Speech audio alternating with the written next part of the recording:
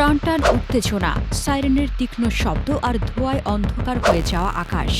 Ukraine যুদ্ধের ময়দানে আবারও এক চরম নাটকীয় মোড়।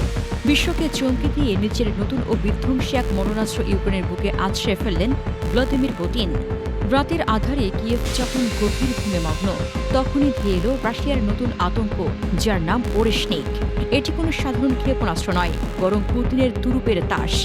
ক্রেমলিনের দাবি অনুযায়ী শব্দের চেয়ে 10 গুণ দ্রুত গতিতে ছুটে চলা এই হাইপারসনিক ব্যালিস্টিক ক্ষেপণাস্ত্রটি পারমাণবিক অস্ত্র বহনে সক্ষম। 3 থেকে 5,500 কিলোমিটার দূরের লক্ষ্যবস্তুতে নিখুঁতভাবে আঘাত হানতে পারে এটি।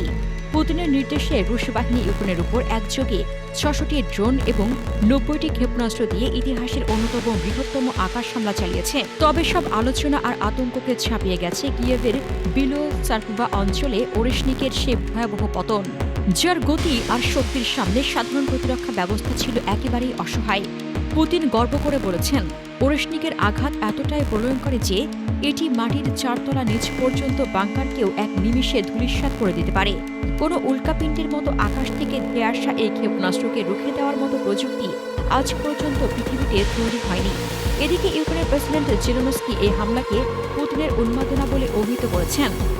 সামরিক বিশ্লেষকদের মতে, রাশিয়া আসলে এর মাধ্যমে তাদের পারমাণবিক সক্ষমতার মহড়া দিচ্ছে। ইউরোপের প্রায় প্রতিটি বড় বড় রাজধানী এখন এই ক্ষেপণাস্ত্রের পাল্লার মধ্যে।